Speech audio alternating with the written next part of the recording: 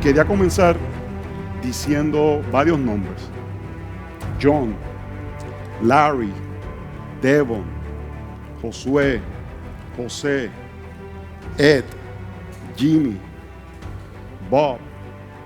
Esos son hombres que están bien cercanos a mi vida. Son hombres que constantemente estamos compartiendo nuestras vidas, riendo. Hermano, hay que reír en medio de la batalla. No podemos estar en una batalla, no podemos estar todo el tiempo muy serios, pero tenemos que ser hombres también.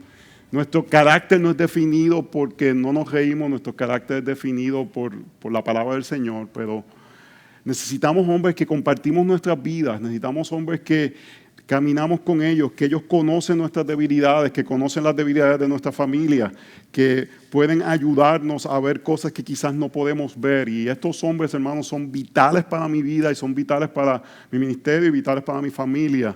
Algo que mi esposa aprecia y algo que quiero comentar: los que estamos casados debemos caminar hombro con hombro también con nuestras esposas en la comunión bíblica, pero ella sabe que van a haber hombres que no simplemente van a utilizar un tiempo para decir: somos pecadores, sí, bendito, vamos a continuar pecando, y cada vez que nos reunimos vamos a confesar nuestro pecado para decirnos: sí, somos pecadores, bendito. Sino que van a haber hombres que me van a retar y van a querer mostrarme el Evangelio para que el Evangelio pueda tener un efecto en mi corazón y ese efecto pueda reflejarse en ser más como Cristo.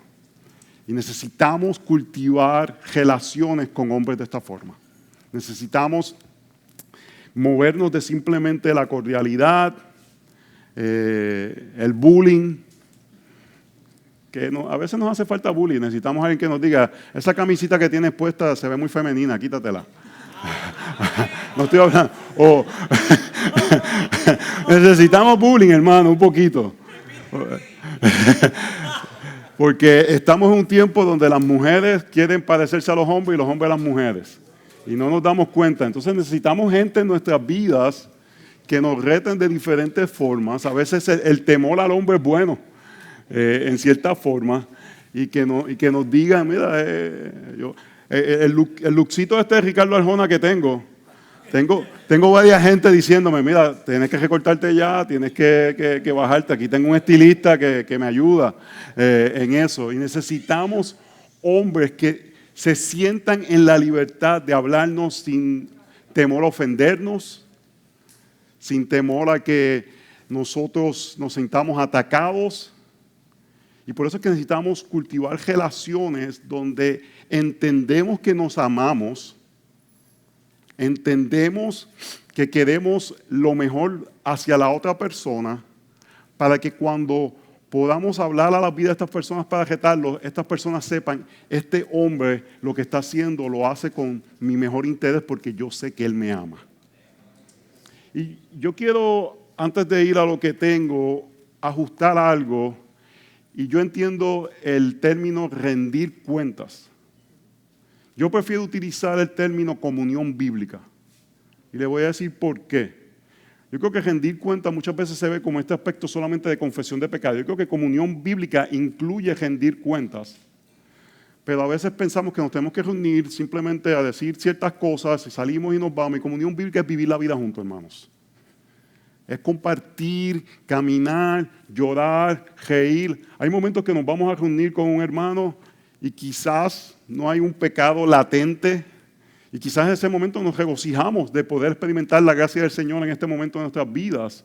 Pero continuamos caminando mano a mano con personas que entendemos que nos aman, desean lo mejor con nosotros. Y por la doctrina del pecado entendemos que no podemos ver todas las cosas.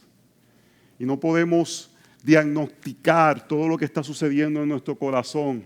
Y no podemos entender las cosas que a veces salen de nosotros y necesitamos otros que nos ayuden, otros que vivan con nosotros en momentos de tensión. en momentos que no son fabricados, que ellos puedan ver cómo yo trato a mis hijos cuando estamos en una vacación y ellos no están reaccionando correctamente. Necesitamos ser intencionales para invitar a personas a nuestras vidas que nos vean en la realidad de lo que somos. Yo comenté algo ayer y la cultura hispana tiene fortalezas y debilidades, la cultura anglosajona tiene fortalezas y debilidades. Quizás la debilidad de los anglosajones es que comenzar una amistad puede ser difícil porque tienden a ser un poco más cerrados. En la cultura hispana quizás la dificultad es que queremos hacer amigos de todo el mundo y terminamos siendo amigos de nadie. Y necesitamos la realidad y la humildad de que necesitamos personas en nuestras vidas que puedan hablar a nuestras vidas para que podamos ser los hombres de Dios que Dios nos llama a ser. Hermanos, solo no podemos llegar al nivel de santidad que Dios desea. Si se quieren llevar algo, si después de esto se duermen, porque esta ahorita no se tomaron el café, los colombianos le dicen el tintito, llévense esto. Si queremos ser más como Cristo, que debe ser el deseo de cada creyente. Si tú eres creyente, tú quieres ser más como Cristo. Si tú eres un verdadero creyente, tu deseo es querer ser más como Cristo. Cuando por la gracia del Señor el Evangelio llega a nuestras vidas y somos salvados y entendemos la gloria de la salvación por medio de lo que Cristo hizo en el Calvario, una de las cosas que sucede es que adoramos al Señor, vemos la gloria del Señor y queremos ser más como Él. Debe ser en la mañana uno de los deseos principales de nosotros, yo quiero ser más como Cristo. Y debemos de entender, si queremos ser más como Cristo, no podemos lograrlo solo. El Nuevo Testamento está lleno de los mandatos de los unos con los otros. Y la santificación ha sido diseñada para hacer un proceso de comunidad, no un proceso solamente en la intimidad. En el mundo que vivimos es un mundo muy individualista y hemos elevado este sentido de intimidad e individualidad que es importante. Mi tiempo a solas con Dios es vital. Es algo que de suma importancia en mi vida. Pero déjeme decirle algo, yo creo que el momento que Dios utiliza para santificarme mayormente es cuando estoy con el pueblo de Dios. Necesito la comunidad de creyentes. Necesito escuchar la palabra de Dios junto a otros creyentes. Somos el templo, es el lugar donde Dios habita, en Efesios capítulo 2. Vayan conmigo a Efesios capítulo 2 porque voy a empezar con ese texto para crear una base de que necesitamos la comunidad de creyentes.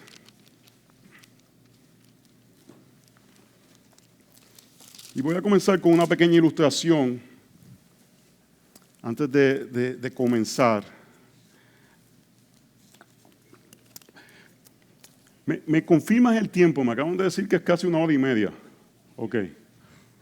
A mí me gusta hablar, hermano, así que prepárense. No, pero vamos también a dar un tiempo de preguntas para que ustedes puedan también interaccionar por medio de eso.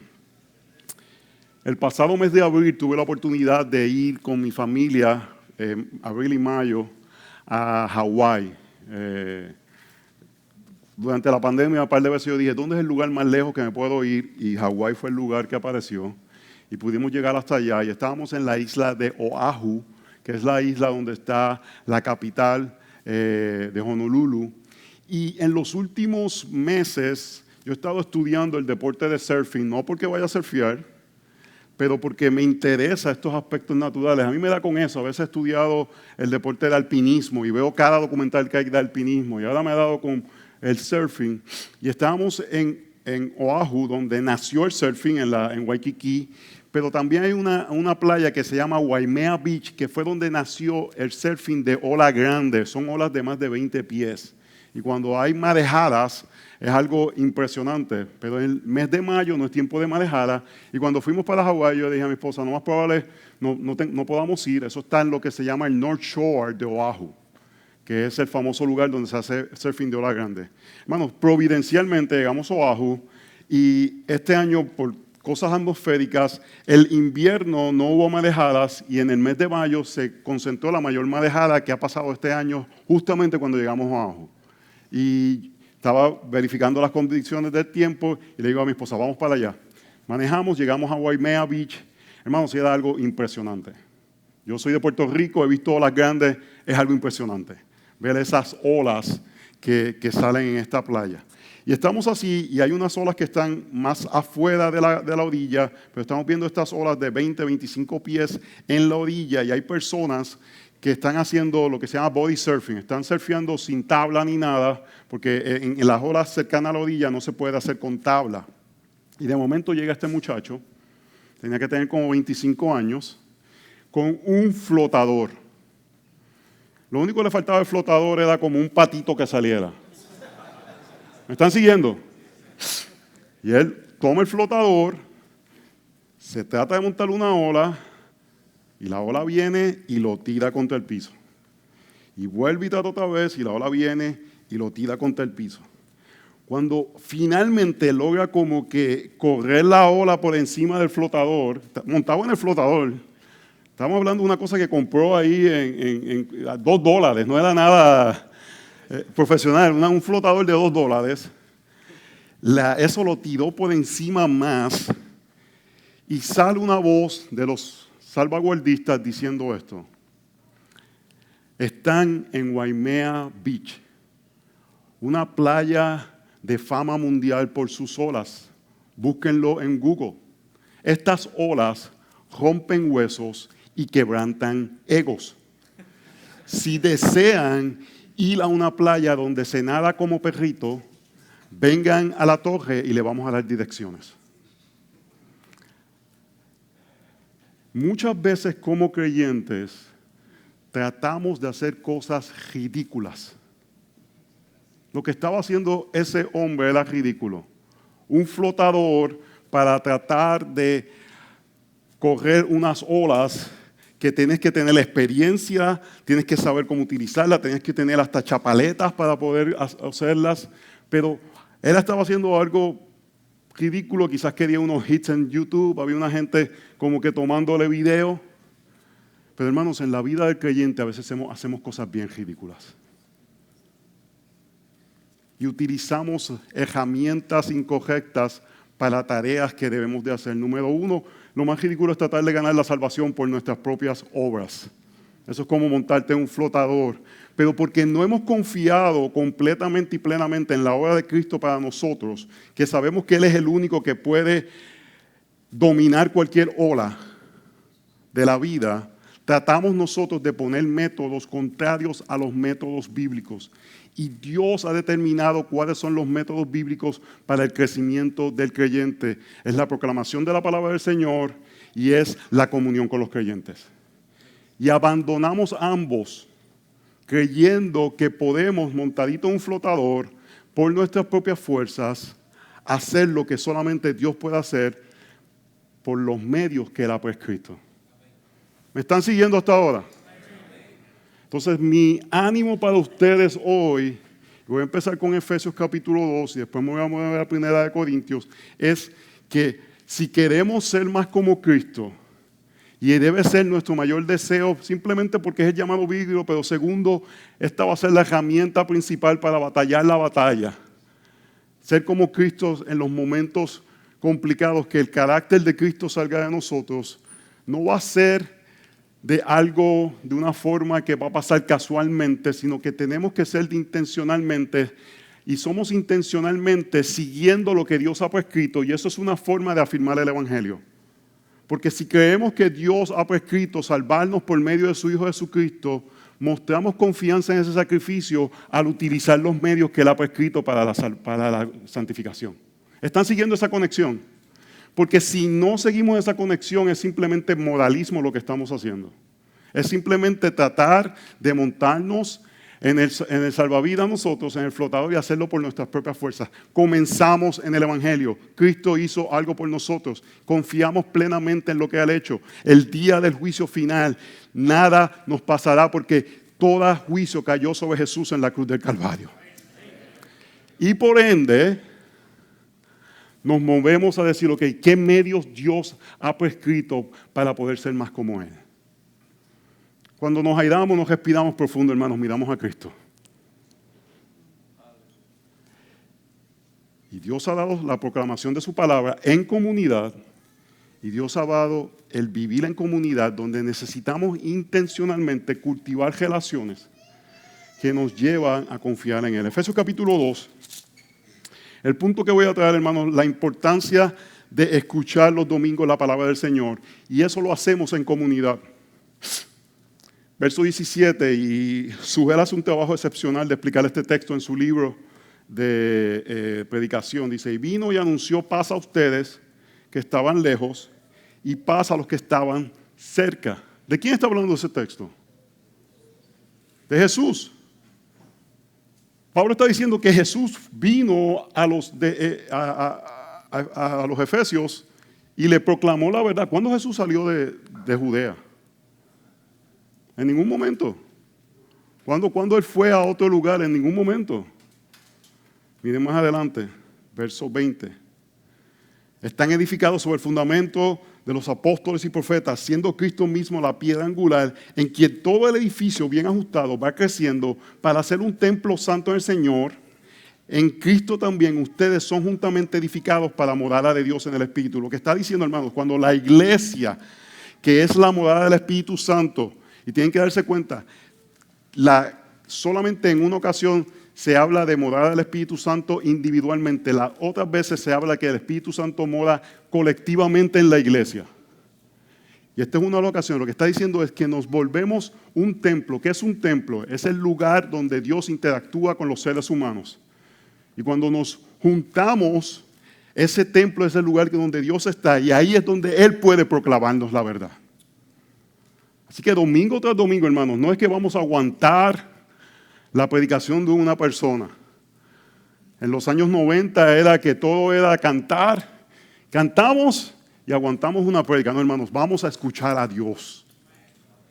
Y lo hacemos en comunidad, porque en comunidad nos conocen los hermanos si vivimos en comunidad. Y cuando vamos después a aplicar ese texto, alguien te puede decir de una forma humilde, oye, ese texto era para ti. Porque te conoce. No te lo está diciendo de una forma orgullosa, de que te está diciendo, sabes que a veces uno está así y uno mira para él y dice, oye, el hermanito que faltó y el que le hacía falta este texto. No estamos hablando de eso. Estamos hablando de alguien que te ama, que sabe tus luchas, sabes la forma que tú batallas con ciertas áreas. Y porque te conoce te dice, ese texto, ¿cómo habló a tu vida en esta área específica de tu vida? Yo le voy a compartir mi área de lucha mayor en mi vida pecaminosa. Son dos. Número uno, yo digo esto, si eres un hombre, no tienes problemas hormonales, no eres eunuco, o no tienes el don de abstinencia, todos vamos a batallar, no estoy diciendo entregarnos, pero vamos a batallar con la lujuria. Y algo que comentábamos ayer, comentó el pastor Sujel, mientras más tratamos de alejarnos de algo, más sensibles nos hacemos a otras cosas. Alguien que está entregado a la pornografía no le va a afectar una pieza sensual de una dama, porque está viendo cosas peores. Entonces estamos batallando en esa área, y todos estos amigos que yo mencioné saben mis batallas en esa área. Cada vez que me monto en un avión, me están preguntando cómo te fue, qué estás haciendo. Pero por el otro lado voy a comentarles, mi batalla principal es el pecado que yo digo que los hispanos no cometemos. En inglés hay una palabra que si yo la digo, un americano sabe de lo que estoy hablando y no tiene que ser creyente. Self-righteousness. Eso se traduce al español autojusticia, pero yo digo autojusticia. Y ese pecado no se predica en ningún lugar. Y es el pecado de creerme superior a otras personas por cosas que yo he logrado moralmente. Mire cómo se ve ese pecado. Ese pecado se ve, yo llego a la línea del aeropuerto de pasar las maletas. Y yo soy un viajero frecuente, tengo todo listo y siempre me toca porque el Señor me ama mucho. siempre me toca la persona al frente que no llega, hasta que no llega al lugar, entonces se empieza a quitar la correa, se empieza a quitarle el celular y pasa y le pita y tiene que volver para atrás y tiene una botella de agua adentro. Esto es así como se ve el self-righteousness. Yo estoy diciendo, yo soy mejor que ella. Yo soy mejor que él. Cuando mi esposa comete un error, hacerle una pregunta que parece sencilla, pero es para comunicarle, tú debiste haber pensado eso y yo pienso más que tú. Y yo necesito hombres observando mi vida constantemente para que vean si eso está saliendo a reducir en mi vida. Y necesito hombres que si se predica, Primera de Corintios capítulo 1, al final de ese texto, cuando dice yo soy lo vil del mundo, me digan, te estás aplicando ese texto porque tu problema es que cuando tú te sientes superior a alguien, no te recuerdas que tú lo vil del mundo Dios salvó. Y eso solamente sucede en comunidad, hermanos. Eso solamente sucede en una iglesia local donde estamos juntos y conocemos nuestras fortalezas y nuestras debilidades y necesitamos, por ende, caminar nuestras vidas abiertamente para que la gente sepa qué es el área que yo necesito ser cuidado. Entonces, hermanos, yo no quiero que esto se convierta en un pep talk, como dirían los gringos. Es como una charla motivacional, que salgamos de aquí, somos hombres, vamos a hacerlo. No, hermanos, porque eso no da fruto. Yo quiero que sea el evangelio mostrando la gloria de Cristo resucitado y que podamos ver su gloria en su rostro, como dice 2 Corintios capítulo 4, y eso nos transforme a querer ser como el varón perfecto que es Él, y que lo hagamos en comunidad como Él nos llama a hacerlo. Si queremos ser los hombres de Dios que Dios nos llama a ser, hermanos, no podemos hacerlo solo. No podemos. No hemos sido diseñados, no somos capaces, no tenemos la fuerza, necesitamos de otras personas. Y no importa si tú eres el pastor, no importa si eres diácono, no importa si llevas 30 años en la iglesia, 40 o si llevas 5, necesitamos caminar con otros. Porque vamos a ser muy susceptibles. Además, yo diría, si caminas solo, vas a caer. Vas a caer. Vayan conmigo a 1 Corintios, capítulo 15. Vamos a ver primeramente el verso 58. Y después en el capítulo 16, el verso 13. ¿Están conmigo todavía? Ya yo le dije el mensaje principal. Ahora lo que vamos es apoyar eso. Necesitamos los unos a los otros. 1 Corintios 15. Vamos a leer el 58, hermanos. Corintio es algo increíble. Tuve la oportunidad de ir a la ciudad de Corinto en el mes de agosto. Y es algo increíble ir a un lugar y ver, y algo que te ayuda a entender. Tú estás en la ciudad de Corinto y hay una roca que allá encima estaba el templo donde se cometían todas las orgías y todos los sacrificios de carne y sacrificios sexuales, y estaban las diferentes prostitutas que eran como siervas de este templo. Y lo que es impresionante, hermanos, es que esta roca es como una roca de granito, tiene que tener como 750 metros quizás de altura. Estaba por encima de la ciudad. Donde quiera que tú estabas en la ciudad de Corinto, estaba eso ahí. O sea que la inmoralidad sexual era algo que tú mirabas de todo lugar. Oh, hermanos, eso tú tienes que caminarlo con otros. Si tú ves, Pablo está hablando a una iglesia con muchos problemas morales, pero algo de las cosas que más me anima es que comienza con el evangelio y termina con el evangelio, y comienza animándoles como iglesia, hermanos. Yo hubiese ido a la iglesia de Corinto y decía, vamos a cerrar esta iglesia. Y Pablo los trata como creyentes. En el capítulo 1 les anima por ver los dones espirituales en medio de ellos, cuando después le va a decir el capítulo 10, 11 y 12, que los están abusando. Y él va a terminar con el Evangelio. Y el capítulo 15 nos dice, yo les dejé aquello de primera importancia, aquello más importante, lo que necesitamos, hermanos. Si queremos ser transformados en todas las áreas que Pablo habló, de mandar a otros, utilizar los dones para gloriarme, creerme que soy mejor porque estoy con Pedro, Cefas, Sugel, Miguel. Esas cosas, orgullo espiritual, el capítulo 7 que da este tipo de santificación que ya no se necesita la intimidad sexual en el matrimonio. Él está corrigiendo muchos aspectos de la vida de los corintios. Comienza con el Evangelio, termina con el Evangelio, hermanos. Verso 58 dice, por tanto, mis amados hermanos, estad firmes, constantes, abundando siempre en la obra del Señor, sabiendo que vuestro trabajo en el Señor no es vano. ¿Por qué no es en vano? Por la resurrección. Que Él dijo que hubiese sido nuestra vida en vano. Si Cristo nos resucitara, y ahora nos dice, por la resurrección lo que hacemos cuenta. Lo que hacemos importa, tiene un valor eterno. No es algo casual, no es algo que hacemos simplemente y se va en el aire. Es algo que tiene fundamento. Porque Cristo resucitó y está gobernando ahora, lo que hacemos importa, hermano. La resurrección lo cambia todo. Y cambia nuestra masculinidad y nos da propósito. Y porque sabemos que importa y Dios nos salva por medio de la resurrección a un cuerpo, caminamos esa santificación en el cuerpo de Cristo. ¿Me están siguiendo todavía? Vayan conmigo a 1 Corintios 16, 13. Antes que se muevan, Él no dice, por tanto, mi amado hermano. Él dice, mi amados hermanos. Es en plural, hermanos. Las únicas que son en singular son las pastorales. El resto de las epístolas son en plural. Está hablando el pueblo de Dios. La santificación es colectiva.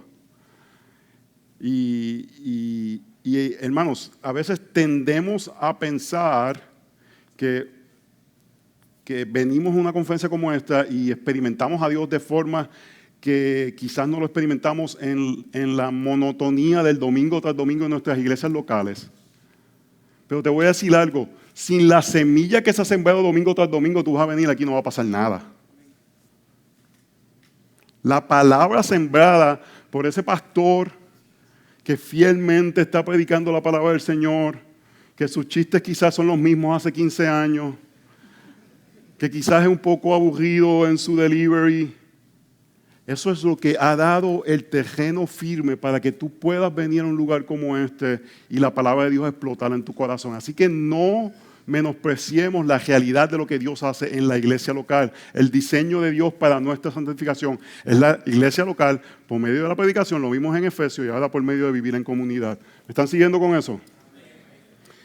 1 Corintios 16, 13. Estar alertas, permanecer firmes en la fe, portaos varonilmente, sed fuertes. Todas vuestras cosas sean hechas con amor. Os exhorto, hermanos. Nuevamente, eso no está en singular, hermanos, está en plural. No te puedes aplicar eso solo. No puedes decir, voy a caminar varonilmente solo. Tienes que juntarte. Es como un band of brothers. Es una hermandad de hermanos que caminamos juntos. Y decimos, vamos a caminar juntos para la gloria del Señor. En tiempos, hermanos, que el ataque de la cultura es tan bestial. ¿Me entienden esa palabra? Brutal o fuerte o hostil. Ningún ejército manda a un cabo solo a defender un país.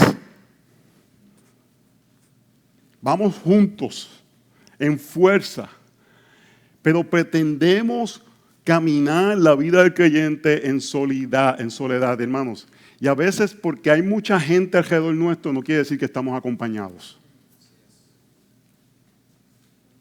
Necesitamos, para aplicar estas cosas que son vitales en el mundo que vivimos, necesitamos aplicar el aspecto de vivir en comunidad. Hermanos, si conocemos todos los versos que nos hablan de ser masculino, el viejo con el viejo, Proverbios 31 nos presenta a la mujer, pero nos presenta al hombre en la puerta de la ciudad. Vemos la relación de Jonatán y David, pero yo quiero que sea el Evangelio quien nos impulse en este momento al ver que la resurrección nos permite vivir en comunidad para reflejar masculinidad bíblica. Voy a repetir eso. La resurrección nos permite vivir en comunidad para reflejar masculinidad bíblica. Lo tenemos que hacer en comunidad, hermanos, porque si no, la cultura es lo que nos va a influenciar. Necesitamos hombres que conozcan la palabra del Señor para que puedan ayudarnos a tener principios bíblicos, convicciones fuertes en nuestras vidas para entonces aplicarlas. Y necesitamos hacer eso en la humildad de entender que yo no puedo resolver todas las situaciones que se me presentan y necesito la fuerza de la comunidad. Hermanos, esto tú tienes que creerlo como una convicción bíblica. Cuando yo hablo de convicción bíblica, estoy hablando que es algo que si tú piensas que no haces, estás pecando. Es casi como un dogma, es algo que tú dices, si no practico esto, no estoy obedeciendo a Dios. Y yo entiendo que vivir en comunidad es un mandato bíblico. Es de los primeros que tenemos que reflejar. Y entre los hombres debe haber este sentido de que debemos de andar juntos para poder defender el Evangelio y proteger a nuestras familias. Así que si queremos implementar el mandato cultural, ¿saben lo que es el mandato cultural de ser varón? Es lo que Dios en el Edén le dio al hombre que tenía que hacer. Si queremos implementar ese modelo, es necesario vivir en comunidad. Y tenemos varias cosas que podemos ver aquí. Número uno, tenemos que estar alerta, hermanos. Y nuevamente, para estar alerta no puedes estar solo. No puedes estar solo porque en una posición militar hay diferentes lugares que personas deben de estar vigilando y tú no te las tienes todas. Ahora mismo en la batalla cultural, ¿quién tiene el tiempo de leer todas las cosas que hay que leer para estar al día con todas las cosas que están sucediendo? Pero buscamos personas que son fuertes en esas áreas y aprendemos de ellos. Y le decimos, mira, yo no quiero depender de ti solamente, pero tú eres fuerte en esta área. Vela si hay cosas que yo estoy haciendo en mi casa, en mi familia, que de cierta forma va en contra de lo que los principios bíblicos enseñan y me estoy dando a la batalla cultural. Voy a dar un ejemplo. Queremos que nuestros hijos sirvan al Señor. Yo no conozco un creyente que no quiera que su hijo sirva al Señor. Pero en diferentes contextos, y no conozco todos los contextos, el Dios se convierte en los estudios. No estoy diciendo que los estudios no son importantes. No estoy diciendo, y yo creo que en eso la tradición católica en Puerto Rico diría nos comió los dulces en los Estados Unidos porque se dedicaron más a estudiar y han podido avanzar en áreas políticas, sociales, más que los evangélicos que decidieron decir la letra mata, el estudio no es bueno. Entonces hay lugares que debemos de animar a personas a estudiar más, pero en muchas culturas, muchos lugares se convierte en este Dios y le decimos a nuestros hijos, sirve al Señor, pero, no se lo decimos abiertamente, pero lo más importante es la parte académica. No estamos alerta de que la cultura, la influencia, el darle un ídolo a ellos puede ser lo que el diablo utilice para llevarlos enredados. Y necesitamos personas que nos ayuden a tomar decisiones que están alertas sobre la crianza de nuestros hijos. Que nos pueden decir, ¿tú has pensado sobre esto? ¿Tú has pensado en cómo esta decisión puede influenciar la vida de tus hijos? Necesitamos que otros estén alertas con nosotros porque no podemos verlo todo. Ejemplos de nuestros hijos, aspectos de cómo podemos decirles que queremos que sirva al Señor, pero le decimos cosas contrarias. Le voy a dar una convicción personal. Ustedes no tienen que hacerlo así. En nuestra casa, lo que le decimos que queremos ver de nuestros hijos es que trabajen duro. Las notas son secundarias. Ellos se levantan 6:30 de la mañana y le están metiendo hasta la tarde. Duro, trabajan fuerte. Pero le hemos dicho, el domingo es el día del Señor. Y queremos que se concentren en adorar al Señor. Los domingos no se abre un libro. Si tú no entras a la universidad que tú querías entrar porque no estudiaste domingo, haz ok, no importa. No importa. Lo vamos a hacer de una forma que glorifique a Dios. Más glorifica a Dios que logramos las metas separando el día del Señor que diciéndole, sí, mira, tienes este examen, quédate hoy, no vayas a la iglesia para que puedas estudiar porque este examen es muy importante. ¿Qué le estamos comunicando en ese momento? No estamos alerta, hermanos. Le estamos comunicando que hay cosas más importantes que la fe cristiana. Y tenemos que ser, hermanos, intencionales, tenemos que anticipar y tenemos que depender. Y voy a hablar de esos tres conceptos ahora. Para estar alerta, tenemos que ser intencionales. Cuando tú estás alerta, tú no andas caminando así. Mi hijo es medio despistado, y si me escucha ahora, no le digan. Pero él tiene 15 años y está así pensando él es muy filosófico. Ayer, el otro día estábamos con Sugel, y Sugel habló algo de la Revolución Americana. Y ahora les lleva 2 días pensando en la Revolución Americana, filosóficamente, y anda por ahí así en la vida, pensando en la Revolución Americana. Y sale del cuarto sin peinarse porque está pensando en la Revolución Americana. No podemos vivir así, hermanos. No podemos vivir pensando que si el Licey está jugando y eso es lo único que estamos pensando, o ¿qué? ¿Cuál es el otro equipo?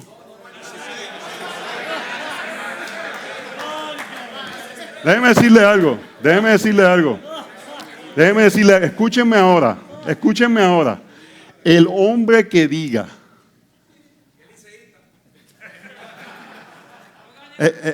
no van a querer seguir hablando después de lo que yo voy a decir ahora. El hombre que diga, no, es que yo no soy emocional. Es que yo soy un hombre, menciónale el equipo. No nos emocionamos por Cristo, pero nos emocionamos por, hermano, un equipo que no es ni de grandes ligas.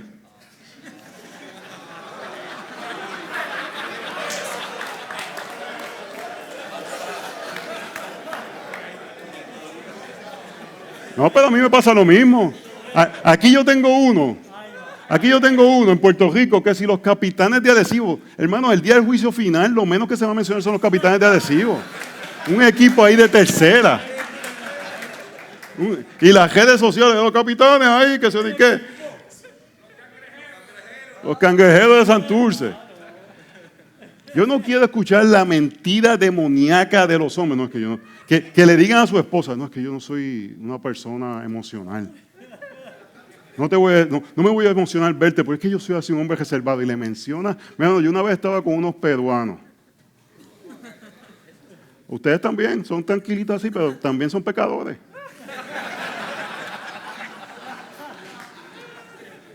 Y estaba haciendo ese punto.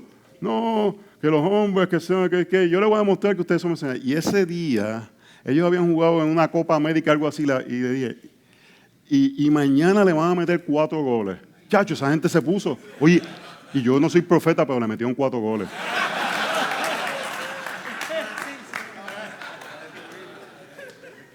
Y estamos alertas de deportes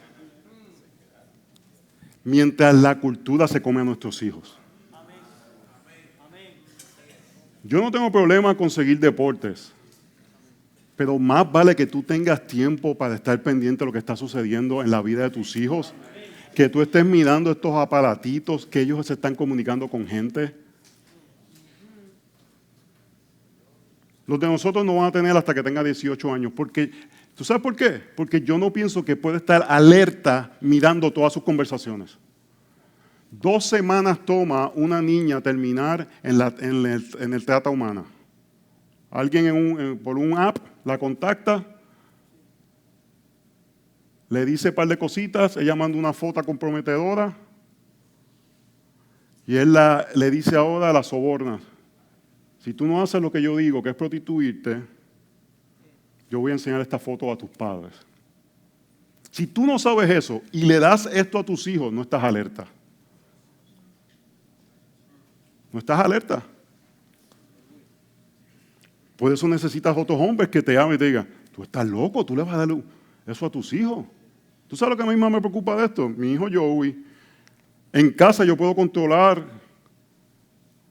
con diferentes formas lo que entra en el Wi-Fi. Esto es libre. Esto tiene por el celular. Yo no puedo controlar lo que entra en el celular de él cuando está en un Wi-Fi por ahí. Por eso él no lo va a tener. Eso, ellos saben, hermanos. Esa decisión yo la tomé cuando ellos tenían 8 años porque es intencionalidad y anticipar. Cuando ellos tenían 8 años, yo pensé, ¿qué voy a hacer cuando ellos me pidan esto? Porque todos los nenes me van a pedir esto. Y no estoy diciendo que no le dé esto, hermano. No estoy diciendo eso. No estoy diciendo que le dé esto es pecado, entiéndame. Estoy diciendo mi convicción. Yo me puse a estudiar este tema profundamente. Anticipé el tema. Para que cuando llegara el momento, esa decisión está tomada. Ellos lo saben, hermanos. En Puerto Rico tenemos una frase, mono sabe palo que trepa. Y ellos saben en las áreas que yo no voy a ceder. Esa área ellos ni preguntan. Porque ya yo tomé esa decisión. Me acuerdo cuando yo tenía 8 años, una persona me preguntó y yo dije, no le voy a dar. Dice, deja que ellos tengan 16. Yo digo, no, porque es una convicción que yo tengo ahora. Porque la convicción no es que yo pienso que esto es del demonio, hermano. La convicción es que yo pienso que yo tengo que velar por ellos y no puedo velar por ellos si le doy esto. No puedo. Y lo que le he dicho a ellos, yo no pensaba hablar de esto, pero lo que le he dicho a ellos es, si ustedes a los 16 años cometen un error, no pueden responder a ese error porque no pueden conseguir un trabajo, no pueden hacer muchas cosas en Estados Unidos. A los 18 años van a tener más responsabilidad. No es porque a esa edad ya no están bajo mi autoridad, pero a esa edad ustedes pueden responder a sus decisiones. Pero si tú no estás anticipando esas cosas, los peligros, perdone, lo voy a incomodar. Eso fue lo que dijo Pastor Miguel, incomodar. Yo llamo eso un necio, porque la Biblia le llama necio. Esa es la palabra que usa Proverbios. O somos sabios o somos necios. Y si hacemos cosas sin pensar en las implicaciones que eso puede tener en la vida de nosotros, de nuestra familia, estamos siendo necios. Y necesitamos personas que nos digan, está siendo necio ahí. Considera esa práctica. Hermano, no es legalismo. Es que te digan, ok, eso que tú estás haciendo, considera la convicción detrás de eso. Yo no sé aquí en República Dominicana ni en Perú, pero en Estados Unidos el nuevo becerro de oro de los padres es que los hijos van a jugar deportes profesionales. Y eso es un negocio que se ha convertido. Porque entonces el muchacho es bajito, gordito y lento y te dicen que va a ser el próximo Messi. Porque tus chavos van a ir a ese equipo y gente vive de eso. No, es que tiene potencial, me han dicho. El muchacho ahí no tiene ni coordinación. Tú ves al papá. Déjeme decirle, todos los sudamericanos que llegaron a mi iglesia, todos decían que tenían potencial de jugar profesional, pero algo les pasó. yo digo, wow, todo el mundo ya no, que sí. El militar, la cosa. Pero no pensamos la implicación. Los ponemos, pagamos las cantidades de dinero y empiezan los juegos los domingos.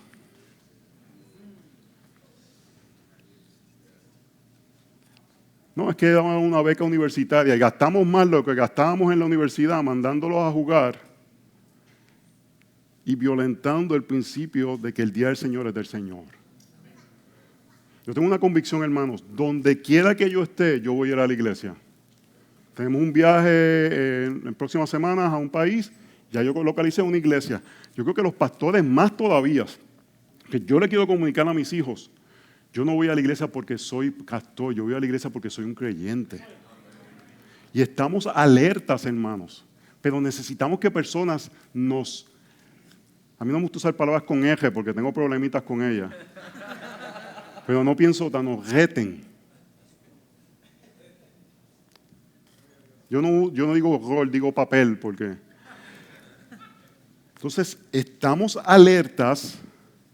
¿Por qué? ¿De qué forma, hermanos? Tiene que ser en plural. Porque si no, no sería un principio de humildad de saber que nuestro corazón es engañoso. La gente justifica sus decisiones por conveniencia y lo hacen de forma espiritual. Les voy a dar un ejemplo. La gente se muda al área que yo vivo, Gettysburg, Maryland. Eso queda cerca de Washington, D.C. En esa área neva. Y llegamos los jíbaros puertorriqueños, no hemos visto nieve en nuestras vidas, y alguien le dice, no, te tienes que comprar una jipeta, estoy hablando dominicano, jipeta, una jipeta con 4x4, porque cuando cae la nieve, hermanos, no estamos en Montana, en el campo, eso pasa en una aplanadora y rápido mueven, pero tú quieres la jipeta, no la puedes pagar, y justificamos nuestra decisión, es que tengo que proteger a mi familia. Y ahí tú necesitas a alguien que te jete y te dice, ven acá, ¿dónde tú vas a sacar esos chavos? ¿Dónde vas a sacar esos cuartos? Déjame ver tu presupuesto.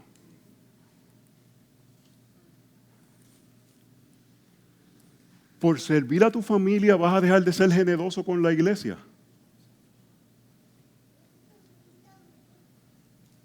Tenemos que estar alerta, hermanos. Necesitamos que hombres estén en nuestras vidas. Porque estamos alerta, que dice nuevamente, permanecer firmes en la fe. Hermanos, estamos alerta porque es fácil salir de la fe. Hebreos capítulo 2 nos dice que nos desviamos. Y es un movimiento gradual en Hebreos capítulo 2.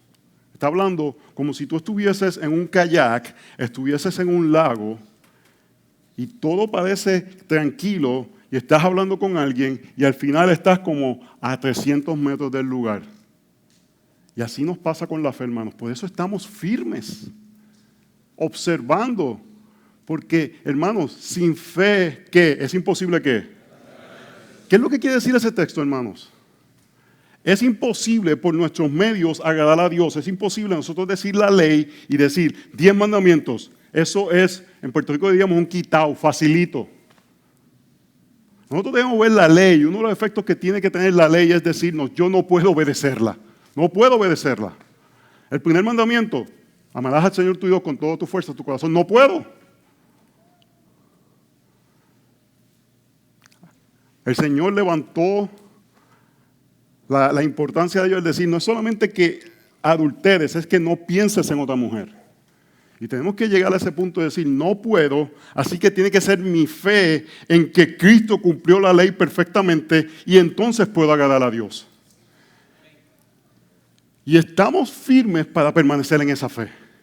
Porque sin esa fe, hermanos, no somos cristianos, no somos salvos. Podemos tener una cultura, podemos tener familias que presentan como que frutos y estamos perdidos. En Hebreos vemos este capítulo que dice, aquellos que probaron del don espiritual. ¿Qué es lo que está pasando ahí? Es similar a lo que pasó en el pueblo de Israel cuando salen del desierto. Y algunos estaban con el pueblo de Dios, pero no entraron a la tierra prometida. Experimentaron los beneficios de andar con el pueblo de Dios. Hermanos, podemos experimentar los beneficios de la cultura de una iglesia. Espérate, así se cría un hijo y los hijos comienzan a mejorarse. Así se hace un matrimonio y dejamos de pelear con ellos y estar perdidos en nuestros delitos y pecados. Porque necesitamos que personas estén con nosotros, alertas, y permaneciendo firmes en la fe. Y eso nos debe llevar, hermanos, a portarnos varonilmente. Nuevamente, no está hablando de un individuo, es una comunidad. La comunidad reflejamos lo que es ser un hombre. Yo estaba escuchando a Alistair Begg, no sé si han escuchado de él, y él presentó qué uno buscaría en el esposo para tu hija. No, yo tengo una señorita de 13 años. Y él presentó que busque a Dios, que lidere, y eso quiere decir que toma decisiones, una persona que no tiene miedo de tomar decisiones, pero que toma decisiones sirviendo a otras personas y dando su servicio, que sea sacrificado, que sea humilde y que tenga humor. Yo creo que es importante reírnos, hermanos, adecuadamente. Estoy de acuerdo con él, pero yo le añadiría uno más, y es que viva en comunidad. El hombre que traiga a mi esposa a la casa tiene que ser un hombre de comunidad, si no, no pasa al celaje. Tiene que ser un hombre que me diga, estos hombres hablan a mi vida. Estos hombres están involucrados en mi vida y puedes ir a hablar con ellos para que sepas mi carácter y yo doy permiso que te digan mis debilidades y que tú las conozcan porque ellos me conocen a mí. Porque si queremos permanecer en la fe y ser varonilmente, necesitamos hombres en nuestras vidas que nos modelen cómo ser hombres. En un mundo que está cambiando cada vez, que los hombres actúan como mujeres y las mujeres actúan como hombres, necesitamos hombres que nos digan, eso se ve femenino. Eso. Hermanos, y hay, gloria al Señor por el amén. Y hay gente que, tú sabes, vamos a ser sinceros, yo soy más feo que una pata en la espinilla. Entonces, un tipo feo como yo, pues quizás puedo salirme con ciertas cosas, pero un muchacho que se parezca así, que tenga facciones femeninas, tiene que estar más pendiente. Tiene que estar más pendiente. Porque no estamos alertas y pendientes. Y preferimos, hermanos, en una cultura ahora que debemos de reflejar masculinidad, preferimos gustos personales que ser cuidadosos, que la gente vive y diga, mira, pues ahí viene un hombre. Es un hombre. En la forma que nos comportamos, en la forma que caminamos, hermanos. Entonces, una de las cosas principales de ser hombre, ser laborioso, trabajar duro, de mañana a tarde. A mí me hacen mucho esta pregunta, hermanos. Yo hago 23 viajes al año, he tenido la oportunidad de escribir, estar en diferentes lugares, soy pastor de iglesia local, cuido a mi familia y me han dicho, ¿cómo tú puedes hacer tanto? Y yo creo que detrás de esa pregunta, algunas personas desean como un polvito mágico que haga que las cosas sucedan solas. Es la mentalidad hispana que viene de la conquista española, contraria a los valores protestantes de ética de trabajo que llegaron con los puritanos a Estados Unidos. Los colonizadores venían a hacerse ricos rápidamente y queremos todos un negocio que nos haga ricos sin tener que trabajar duro. O queremos ser pastores echándonos fresco en la parte de atrás y tenemos que portarnos varonilmente. Necesitamos personas que nos digan, en tu trabajo, ¿estás siendo fiel? Hermano, si no solamente tu trabajo, ¿cuál es la parte principal que nosotros debemos proveer? El mandato cultural nos dice que debemos liderar, proteger y proveer. Ese es el mandato cultural de Génesis. Si tú puedes ser el presidente de una nación, pero no lideras a tu familia a la escritura, no estás liderando. Tú puedes ser Chuck Norris, o qué sé yo, ¿quién es más joven que sea así? The Rock, ese mismo. Puedes ser The Rock. Y puedes tener artes marciales, puedes boxear, puedes ser de armas, y no proteges a tu familia de las mentiras de la Escritura, no estás protegiendo bíblicamente. Pero tú puedes proveer económicamente, y no provees la palabra del Señor, no estás proveyendo. Y hermanos, hay que trabajar duro en entender este libro. Y yo entiendo, hay podcasts y hay cosas, hermanos, pero también tenemos que meternos en el libro, tenemos que estudiar, tenemos que batallar, tenemos que pensar, tenemos que portarnos varonilmente en esta área. Y yo no conozco ninguna esposa piadosa que tú le digas, mi amor, quiero sacar este día para estudiar la palabra del Señor, porque tenemos que tomar ciertas decisiones sobre la vida de nuestros hijos y necesito estudiar la palabra del Señor para que nos guíe. Yo no conozco una esposa piadosa que te diga, no, es que necesito que me ayudes a trapear o a hacer ciertas cosas. Lo que pasa es que no queremos ayudar a nuestra esposa para ver el Licey o los Capitanes de Adhesivo, que todavía no entiendo cuál es la cosa, que equipos semiprofesionales.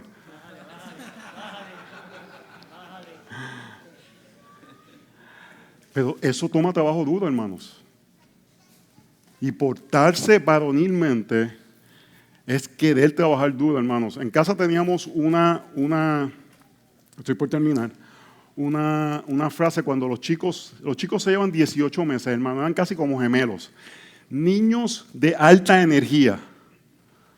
Brincaban por las paredes. Y yo le decía a Katy todas las noches, si no estamos a punto de colapsar al final del día, no hemos hecho lo que Dios nos ha llamado a hacer.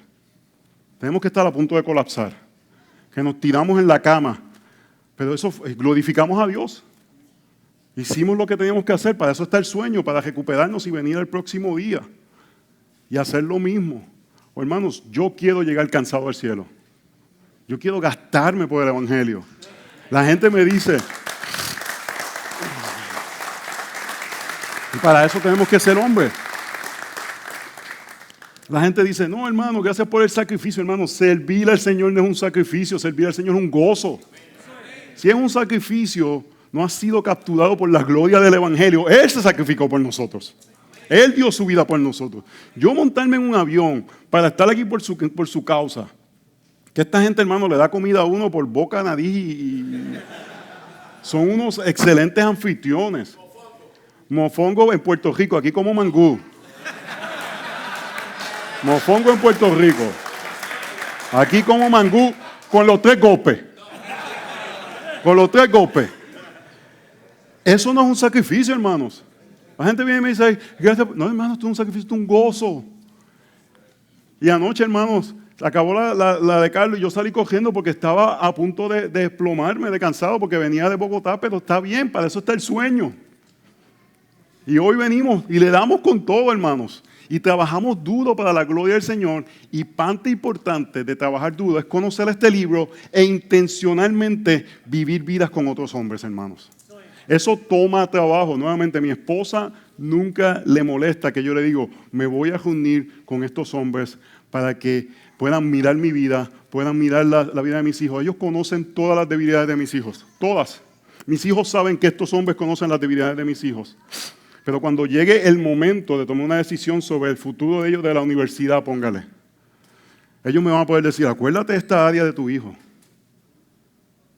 ¿Estás consciente de que uno de ellos es más influenciable por las amistades?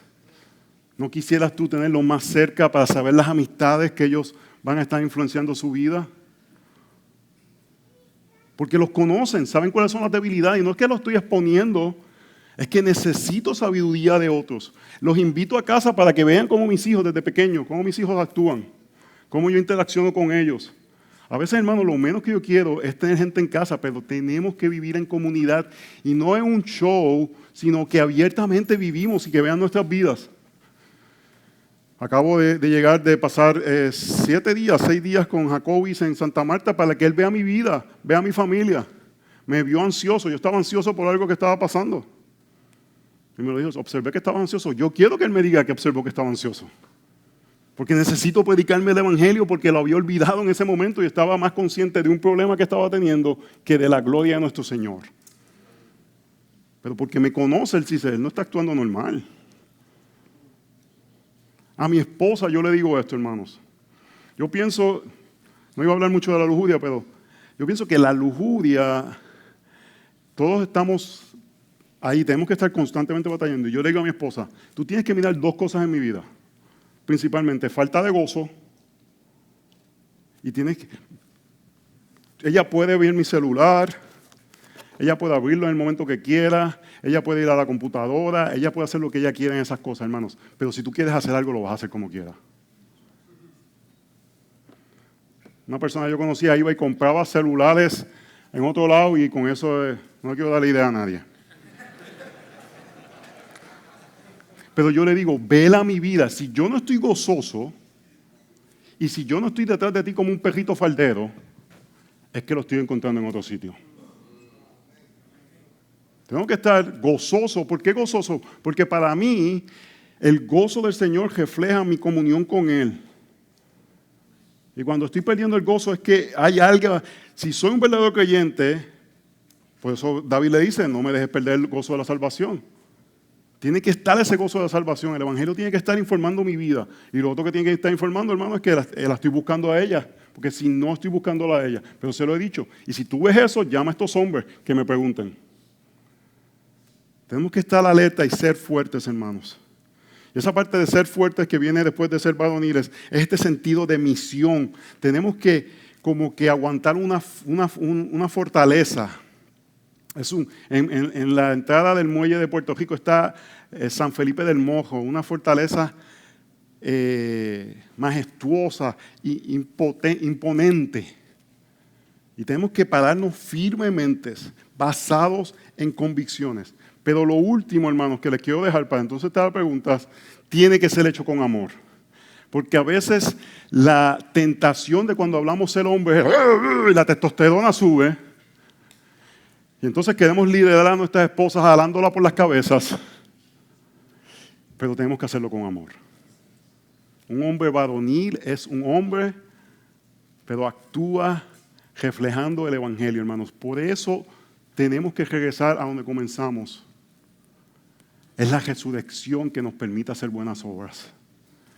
Y hace que lo que podemos hacer para actuar juntos es el poder de la resurrección. Usted sabe lo que hizo el poder de la resurrección, ¿verdad? Levantó a Jesús de los muertos, el Espíritu Santo. ¿Y qué dice Romanos 8, si no me equivoco? Ese mismo poder está en nosotros. El poder que levantó a Cristo de la tumba es el poder que nos hizo a nosotros muertos y ahora estamos vivos. Y por eso tenemos esperanza, hermanos, de cualquier área de debilidad. Y entonces no es acerca de, vamos a ser machos, no, es que vamos a depender de Cristo. Y parte que reflejamos que dependemos de Cristo, hermanos, es que dependemos de su cuerpo. Así que voy a terminar con aplicaciones prácticas. Unas cuantas, pocas. Relaciónate con la mayor cantidad de personas que puedas para identificar relaciones que pueden ser profundas. Relaciónate ampliamente para que de esas relaciones salgan algunas profundas. En la iglesia, trata de saludar, no saludes a las mismas personas, trata de saludar a la mayoría de personas que tú puedas cada domingo. Gente que no has saludado, gente nueva, y tú estás tratando de ver, ok, no, hermanos, no podemos ser amigos de todo el mundo. Eso yo le digo a la iglesia, ¿no? Yo no puedo ser amigo de nosotros tenemos casi 250, 300 personas, yo no puedo ser el mejor amigo de todo el mundo. Pero tú debes tener gente en esta iglesia que son cercanas a ti. Y todos vivimos en comunidad. Y tú tratas de relacionarte. A veces los domingos los hombres estamos ahí en una esquina con el celular, viendo el Licey que va a perder. Es que ustedes me tentaron.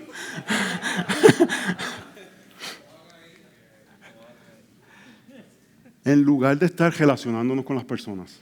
Hermanos, si a nadie le gusta eso. Hablar con una persona y después la persona no quiere ni hablar. Pero tú sigues intentando. Y ves que personas, tú invitas a un café, vamos a hablar. Y ahí el Señor va a poner relaciones que van a tener profundidad. Y va a tener fruto. Y número 2, seas intencional de abrir tu vida. Decirle a la persona, mira, estoy batallando con esto. ¿Cómo el Señor te ha ayudado? Y en eso, identificar personas que son fuertes en esa área. Cuando gente viene a mí a preguntarme de finanzas, es un área que Dios me ha dado gracias, pero yo digo, mira, este hermano en la iglesia es excelente, júntate a él. Dile que te enseñe a hacer un presupuesto. O hermanos que ya han criado adolescentes, si llega alguien con problemas adolescentes, va a servir que digo, pero júntate con este hermano y pregúntale. Si tú estás casado y no tienes hijos, cultiva amistades con gente ahora que tienen hijos y aprende de ellos antes que te lleguen los muchachos. O si tú estás a punto de que tus hijos salgan de la casa, júntate con hermanos que ya tienen el nido vacío y empieza a aprender de ellos. Y saca provecho de la comunión de los creyentes. Pero hermanos, toma trabajo, yo sé. Ustedes trabajan largas horas, metidos en el tráfico ahí, llegar a la casa para después tener comunión bíblica, hermanos, pero es esencial. Es vivir en comunidad, es reflejar la humildad de que creemos que Dios nos ha dado ese medio para nuestras almas. Y algo que le quiero animar a los que estén casados, animen a sus esposas que tengan comunión bíblica. Una forma que usted puede liderar es diciéndole a sus esposas, tú necesitas a alguien. Vamos a buscar a alguien. Voy a terminar con esto. Los libros son buenos. Podemos tener comunión bíblica con autores. Ellos nos están dando ideas, pero necesitamos también la encarnación con personas. Necesitamos compartir la vida y abrir la vida a otras personas. Hermanos, termino con esto. Ya lo he dicho 3 veces, así que me quedan 3. Termino con esto. Al principio va a ser, en inglés es awkward, es como raro. Es como que estamos aquí, no estamos hablando del Licey. Ustedes me la pusieron ahí, hermano. Pero comienzan a dialogar. Y no tiene que ser solamente las áreas de debilidades, es compartir victorias. Estos hombres no saben solamente los pecados de mis hijos, saben las fortalezas. Y no es en un de jactarme, pero también es de celebrar la gracia del Señor en la vida de mis hijos, celebrar la gracia del Señor en la vida de mi esposa y caminar juntos, llorar juntos, reír juntos, celebrar juntos, exhortarnos, animarnos, corregirnos. Oh, hermanos, qué bendición saber que tenemos personas que nos aman y desean meterse entre el infierno y nuestro pecado. Relaciones que tú sabes que no es simplemente, a veces tenemos y hemos hecho un ídolo, y no estoy en contra de esto, no escuchen lo que no estoy diciendo, de la disciplina de la iglesia. Eso se ha convertido el ídolo. Yo voy a países, no, nosotros tenemos un proceso de disciplina de la iglesia. Ok, predican el evangelio. No estoy diciendo que la disciplina de la iglesia no es importante, hermanos, pero la disciplina de la iglesia sin relaciones cercanas, sin personas que te amen en ese momento, que lloren contigo, gente que tú sepas que te aman, que plead with you, que te digan, por favor, vuelva al Señor. Sino simplemente un proceso de jactancia, de decir, nosotros hacemos disciplina de la iglesia porque somos una iglesia de la sana doctrina. Levantamos estos procesos y no levantamos comunidades centradas en el evangelio, donde vivimos juntos, nos amamos juntos, lloramos juntos, reímos juntos, evangelizamos juntos, vivimos juntos, nos servimos juntos.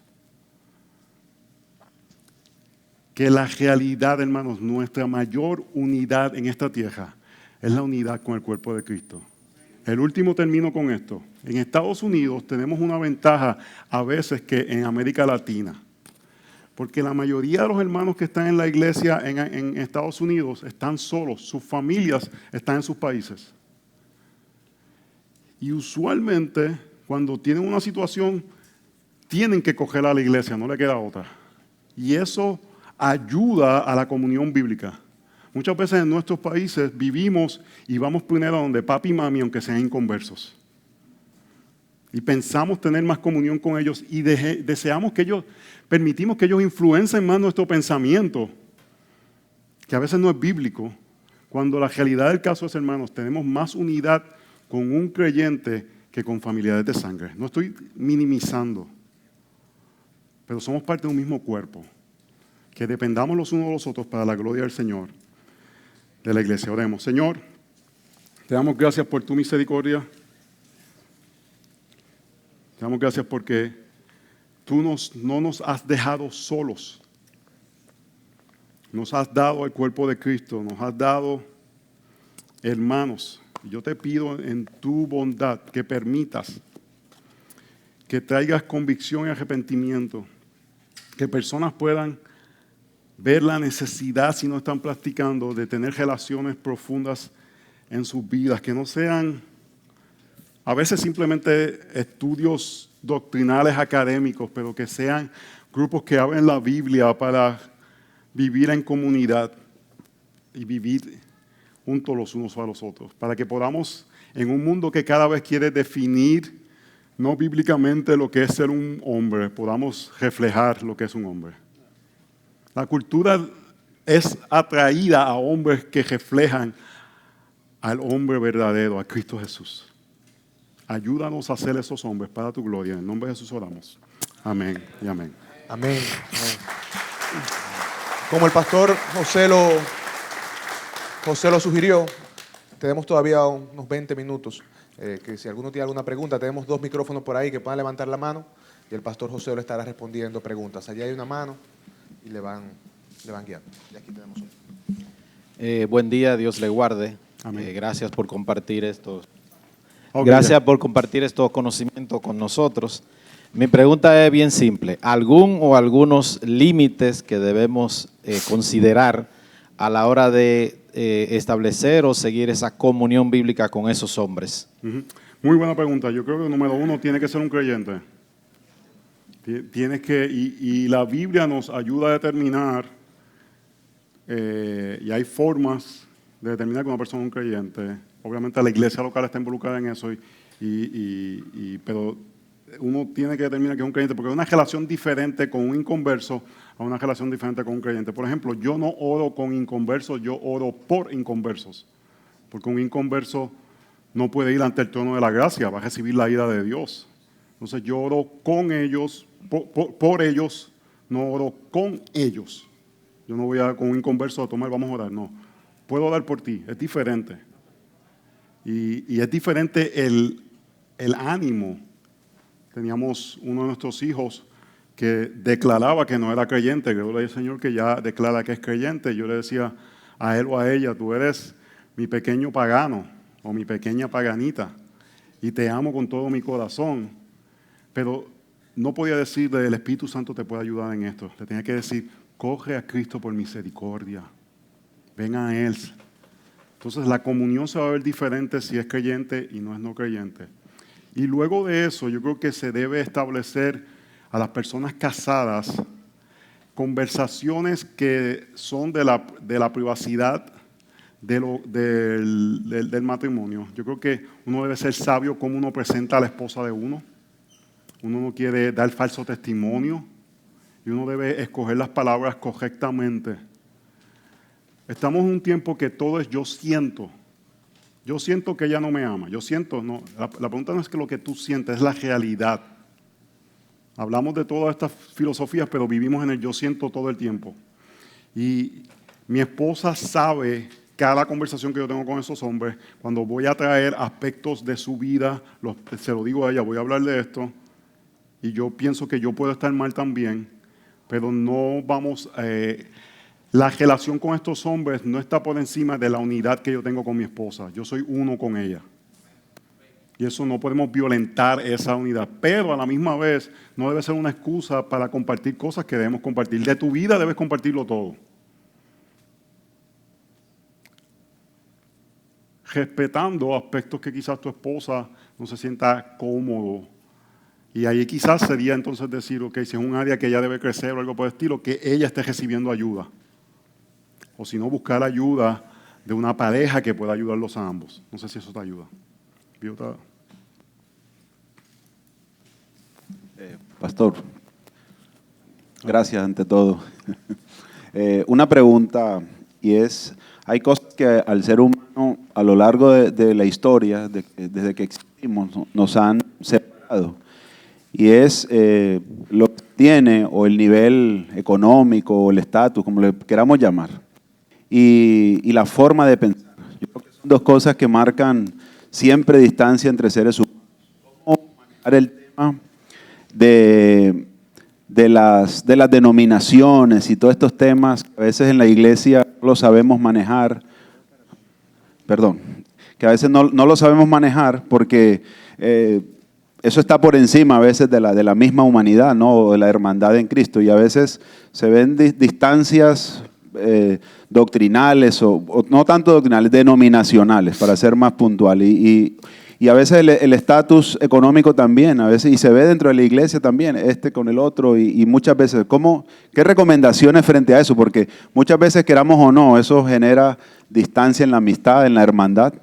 Sí, mira, no voy a entrar sobre aspectos de si es bueno o es malo, denominaciones, cosas así por el estilo, pero quiero comenzar. Nuestra comunión bíblica debe empezar en nuestra iglesia local. Es el medio que Dios ha determinado en el lugar que estamos, donde se predica la palabra de Dios. Y algo que ayuda en la comunión bíblica es tener un sentido de que estamos hablando el mismo lenguaje y ayuda a que estamos bajo la misma predicación, porque cuando yo voy a hablar con una persona, si está bajo la misma predicación y está escuchando el sufrimiento, no tengo que presentar ciertos tipos de conceptos que ya son dados dentro de la comunidad de los creyentes. Y eso facilita la comunión bíblica cuando alguien viene y ya ha escuchado, ok, Dios ha resuelto mi mayor problema. Ese problema que tú tienes es un problema real, pero Dios ha resuelto mi mayor problema. La ira de Dios ha sido aplacada por medio del sacrificio de Jesucristo. Ese es mi mayor problema en el universo. Yo me junto con alguien que no ha escuchado eso constantemente en una predicación, le lo digo y le voy a insultar.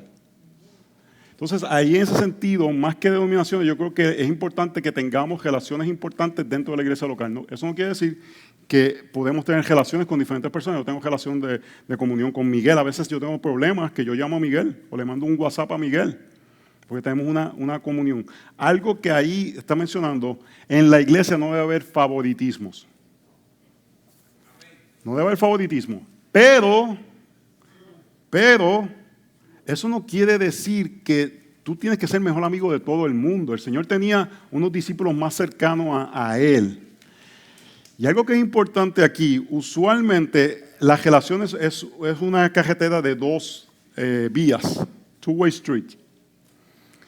Y mucha gente se queja, es que nadie se acerca a mí, pero ¿a quién tú te has acercado? ¿A quién tú has invitado? ¿Qué esfuerzo tú has hecho? O hay gente que nadie lo invita, hermano, porque es que si no se calla y no deja hablar al otro, o solamente estás hablando de ti todo el tiempo, de ti, no escuchas. Las relaciones de servicio también. O estás todo el tiempo criticando, un espíritu crítico. Y todo es una crítica, y todo el mundo. Entonces quizás tienes que bregar con aspectos de tu carácter para poder cultivar relación con otras personas. Porque no somos billetes de $20 y nuestro pecado está ahí interactuando. Así que personas que se les hace difícil establecer relaciones profundas deben preguntarse por qué es eso, especialmente en una cultura donde todo el mundo se victimiza y quieren ahora decir todo es culpa de otra persona. Y ver si en realidad hay un aspecto que puedes crecer en tu comunión. Creo que estaba aquí el hermano. Sí. Usted habló, pastor, de el liderazgo. Portarnos varonilmente incluye liderar. Y dijo que una esposa piadosa, creo que fue el término que usó, no se negaría a una propuesta de escudriñar las Escrituras cuando tenemos que tocar un tema en específico para ver cuál es el consejo de Dios. En ese sentido, mi pregunta es, ¿qué consejos usted nos puede dar cuando tenemos una esposa que no se comporta de esa manera piadosa como usted la describió y que no tiene quizás esa hambre o sed de escudriñar las Escrituras para buscar el consejo de Dios? Más bien se siente un poco al margen. Ok, yo quiero empezar. Hay una escuela de pensamiento que dice si una mujer no está siguiendo el liderazgo de un hombre es culpa del hombre, porque no está liderando bien. No necesariamente. Hay mujeres que van a pecar y van a decidir no someterse. Entonces, no es necesariamente reflejo de un mal liderazgo, pero uno debe comenzar pensando si mi liderazgo no ayuda a la esposa. Y una de las formas que yo he visto muchas veces en la cultura evangélica, especialmente en Latinoamérica, es que vamos a escudriñar las Escrituras, es más, decirle a ella, vamos a mostrarte que tú eres una pecadora y yo sé mucho de la Biblia, y tenemos que cuidarnos de eso. Y tratarlas a ellas como vasos más frágiles, y eso significa que en Efesios capítulo 5 dice que nosotros reflejamos lo que Cristo hace con la iglesia, con nuestras esposas. ¿Y qué es lo que Cristo hace con la iglesia? No es amarla, pero dice que la lava con la palabra. Entonces nosotros debemos de lavar a nuestras esposas con la palabra. El problema es que en lugar de lavarlas, le metemos con la palabra. Le voy a dar un ejemplo. Una vez había un helicóptero sobrevolando mi barrio, el lugar donde yo vivo, a las 3 de la mañana. Yo estoy así dormido y Katy dice, Joselo, hay algo que está pasando, debe haber un criminal o algo. Y yo digo, lo que voy a hacer es salir afuera para que me mate el criminal, mejor me quedo acá adentro.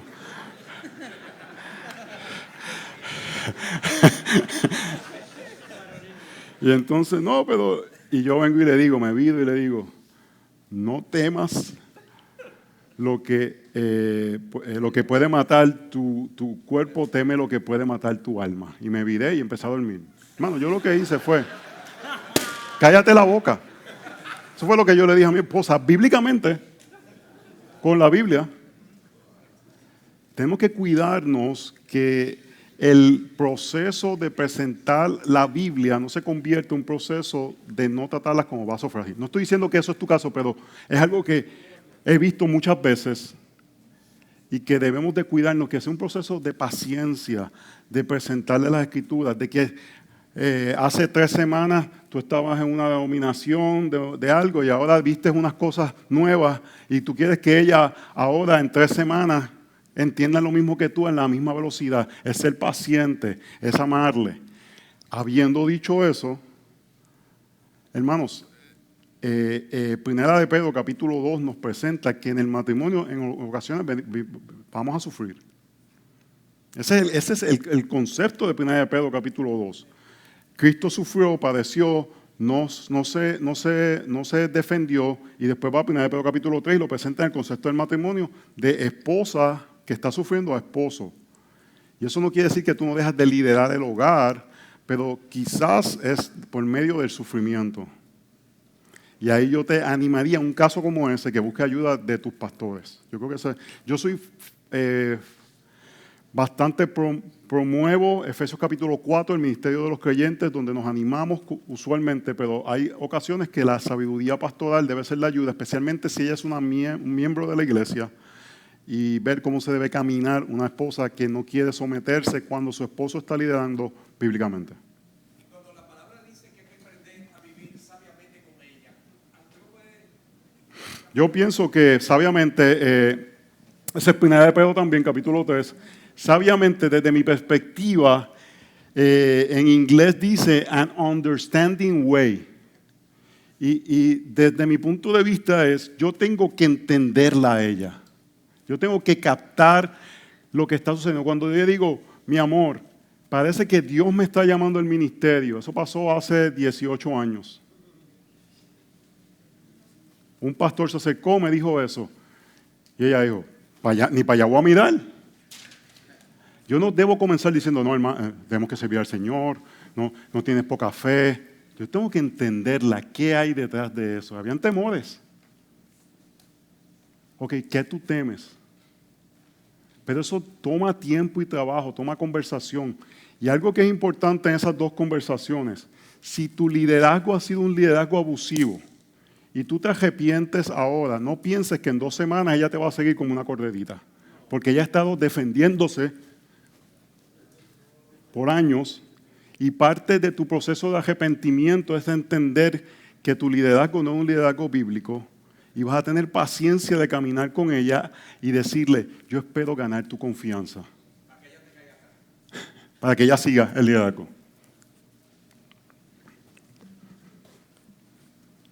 la pregunta. ¿Esto está siendo grabado? ¿Va a salir al aire?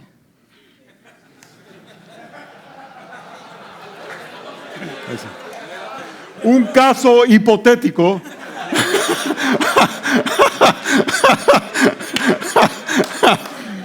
Un amigo que yo conozco tiene una esposa.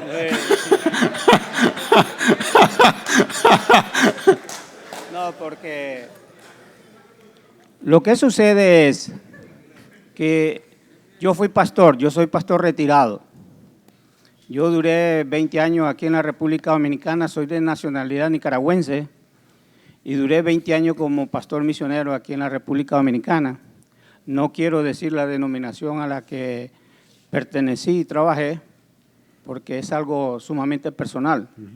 Mi pregunta va, ¿a qué usted aconseja a los pastores de problemas que tiene el pastor?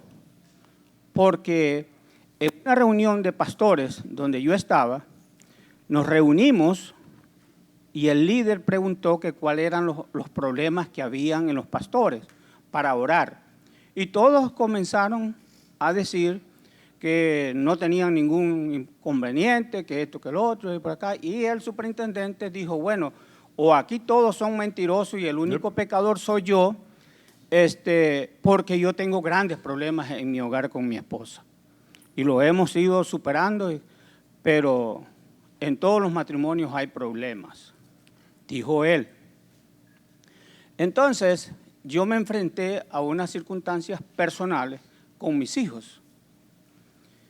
Y fui a una reunión de pastores que estaban orando por las circunstancias de los diferentes pastores. Y yo cometí el error de decir lo que estaba pasando. Lo digo error porque yo dije para que me ayudaran a orar en mis circunstancias. Pero cuando regresé a mi casa, ya mi hija me estaba esperando con un gran disgusto porque alguien del grupo llamó a sus hijos y le dijo lo que me estaba pasando. Esos hijos llamaron a los otros hijos de los otros pastores y se comunicó todo. Sí, mira, Después que me ocurrió eso, el consejo que yo recibí de alguien que no era de la misma denominación, me dijo, mira Pedro, hay cosas que nunca se deben de decir a nadie más que a Dios. Hay cosas y circunstancias que pasan en los matrimonios que deben de ser secretos solamente entre él y Dios, que debe de tener la sabiduría de trabajar con eso, porque si van a personas que no saben quiénes son y no tienen el conocimiento, yo doy gracias aquí porque hay estas reuniones, pero en los Estados Unidos prácticamente uno se siente solo. por cuestión de tiempo, ya creo que entiendo la pregunta. Esto tiene que nacer en un ambiente de gracia del Evangelio, donde todos entienden que somos pecadores y van a haber retos. Eso no quiere decir que puedan haber pecados descualificantes en la vida de un hombre. Y el primero que debe traer a la luz un pecado descualificante es el mismo hombre. Entonces, hay una diferencia entre pecados que descualifican a un hombre a la realidad de que matrimonios tienen retos. Uno tiene que tener cuidado de no asumir que los retos matrimoniales que uno tiene, los otros matrimonios los tienen. Y hay diferentes medios de gracia, pero yo creo que parte de lo que usted me cuenta, que creo que toqué un poco de eso, uno no puede tirarse a un paracaídas a tener comunión bíblica con personas. No es algo que sucede de que me tiré un paracaídas y abrí mi vida. Es algo que se cultiva en relaciones personales. Que con tiempo yo voy ganando tu confianza y tú vas ganando mi confianza. Pero cuando estamos ahí no debe haber nada. Y debe haber personas que van a amarme lo suficiente de que si yo cometí un pecado descualificante van a hablar. Pero no de una forma que no sea guiada por las Escrituras. Y eso se cultiva en medio de una relación que toma tiempo cultivar eso. Entonces, voy a usar el ejemplo de Jacobis, que nos estamos relacionando por años. Y yo no fui y le dije a él, si vamos a trabajar juntos, que estamos en ese proceso, tú me tienes que empezar a decir todas las cosas de tu vida. No, fue un proceso que tomó años de cultivar una relación, de yo abrirme a él, no es solamente de un lado, es de ambos lados. Es de abrir nuestras vidas. Y eso tiene que ser, hermanos, el Evangelio. En la gracia de entender que somos pecadores, que queremos crecer, no es pasarle la mano al pecado. Porque yo veo muchas veces gente que se reúne y dice, sí, yo veo pornografía, sí, bendito pecado, vamos a seguir para adelante. Sino que estamos batallando contra esos pecados, estamos juntos, pero se cultiva en relaciones profundas. Y nuevamente, Dios ha dado la iglesia local. El medio principal debe ser la iglesia local. Yo entiendo que pastores deben de entonces cuidarse un poco en cosas que comparten con la iglesia en general, pero deben haber, por eso la pluralidad de ancianos, pastores que elaboran con él, que están también al tanto de las debilidades de su vida. Y además de eso, las esposas deben tener mujeres, basado en Tito 2, las más jóvenes enseñan las mayores enseñan a las jóvenes a cómo manejar el hogar y cómo ser piadosas. Entonces tiene que haber ese tipo de comunión donde ambos están recibiendo eso. Cuando la expectativa en una denominación es la perfección de un pastor, eso no es posible. Pero tiene que caminarse con gracia en medio de la comunión bíblica. Creo que ya, ¿verdad? Ahí cerramos. Queda una más. Queda una más. Allá. Sí. Hola, pastor. Gracias por su tiempo. ¿Podría abundar un poquito más sobre el pecado de la autojustificación? Como algunas recomendaciones prácticas de cómo batallar contra ellas. Sí, mira, para mí ha sido clave 1 Corintios capítulo 1. Y básicamente yo me levanto en la mañana, voy a una máquina de café que tengo, que es la gloria de Dios revelada.